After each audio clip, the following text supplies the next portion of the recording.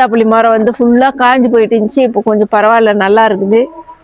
மாங்காய் மரமும் நான் சொன்னேன் உங்ககிட்ட, இதில் மாங்காய் பூ வருதுன்னு சொன்னேன்.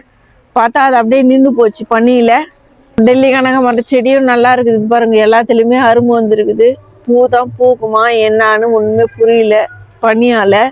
சாமந்தி பூத்துருக்குது, கொஞ்சம் போகும்போது அது பறிச்சுன்னு போகலாம், பூஜை பண்ணுறதுக்கு யூஸ் ஆகும். கனகாமர செடியும் நல்லா இருக்குது. இப்போ ஏறி போகிறாங்க போல இருக்குதுமா, இது ஒஞ்சிட்டு இருக்குது பாரு பூச்செடி. நான் ஒன்று பண்ணுறாங்க ஃப்ரெண்ட்ஸ். இது வந்து நேற்று நம்ம வள்ளிக்கிழங்கு எடுத்தோம் ஃப்ரெண்ட்ஸ், இது நான் உங்ககிட்ட காமிச்சிருப்பேன்.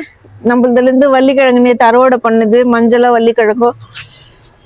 இன்னும் உள்ள கூட இன்னும் ஒரு வள்ளிக்கிழங்கு செடி இருக்குது, அது நம்ம பொங்கலுக்கு எடுத்துட்டு அறுவடை பண்ணலாம் பொங்கலுக்கு. இதில் இருக்கிற தக்காளி செடி பாருங்க, தக்காளி செடியில் வந்து நிறைய தக்காளி வச்சிருக்குது, நல்லா இருக்குது, பழுக்கிற மாதிரி ஆகிட்டு இருக்குது தக்காளி கூட. காக்கடா செடியில் வந்து இன்னைக்கு பூ இல்லை, நான் நேற்று மொத்தத்தையும் அரும்பெல்லாம் கிள்ளிட்டேன், இருந்துச்சுன்னா இன்னைக்கு பூத்துருக்கும். மஞ்சளும் ரெடி ஆயிடுச்சு ஃப்ரெண்ட்ஸ். பொங்கலுக்கு இன்னும் ஒரு 2-3 நாளில் நம்ம இதை எடுத்து பார்க்கலாம் மஞ்சள் எப்படி இருக்குதுன்னு சொல்லிட்டு. நம்ம வந்து ஜாதி மல்லியை மொத்தமே கட் பண்ணி விட்டோம், அது என்ன அப்படியே காஞ்சி போன மாதிரி ஆயிடுச்சு.